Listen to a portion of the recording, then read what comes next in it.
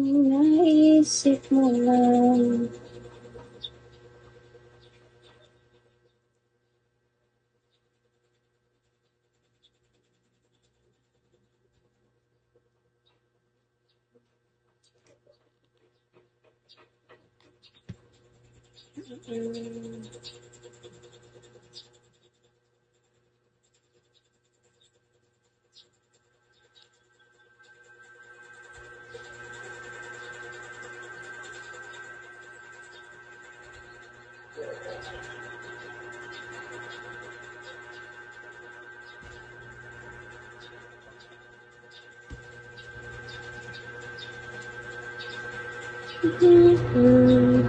Bones!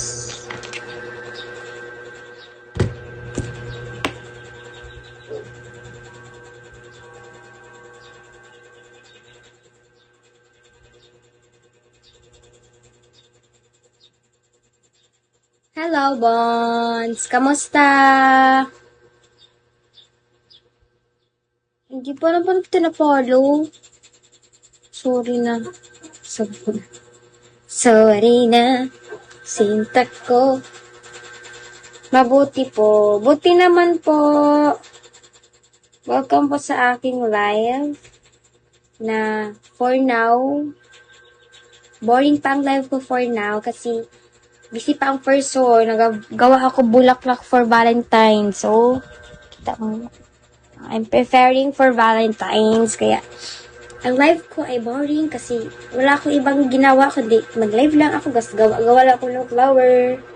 But after this Valentine's, I'll be back with a active, so much active. Ganun, active, ganun talaga. Super active. Active naman, as in, everyday naman nagla-live. Pero, gusto ko yung more active, focus, chares. Businessman, opo, business ko po to. Nung December lang po ako nag-start na to. Nung December lang.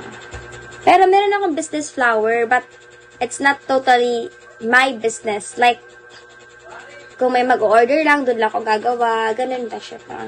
Small lang. Zamboanga po. Super malayo. So, parang nasa ibang Mars, ibang planeta. Ganun siya kalayo. Super layo. Layo ba, balls? Kayo po, taga Pampanga po kayo, di ba? Kapampangan.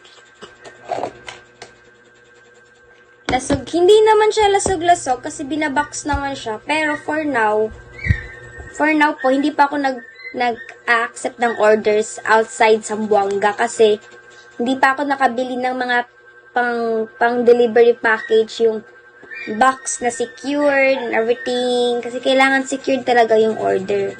Kasi di ba, sayang ang binabayad ng customer pag masisira lang at the end of the day. And the end of the day, ang daming sinabi. Nga po, lasog-lasog na to eh. Parang mga bangkahay. Hello! 72 hours. Hindi ko alam anong order ng or client eh. Sayang lang din kung masisira. Kaya nga po eh.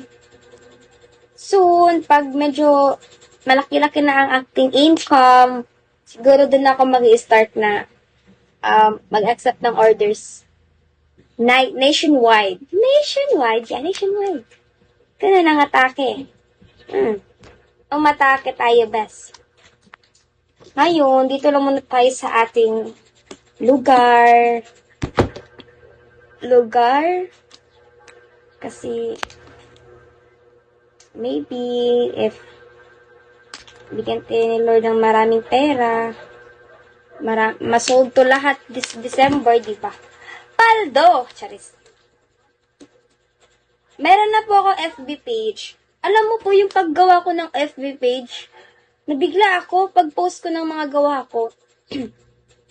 Ang daming nag-order, tapos hindi pa nila sinabi kung anong kung anong lugar sila. Like, ako din, mali ko din kasi hindi ko din sinabi na taga saan po kayo ganyan. Kasi I expected naman na taga dito lang sila sa amin. So, order sila ganyan. Tapos, sabi ko, saan po i-deliver?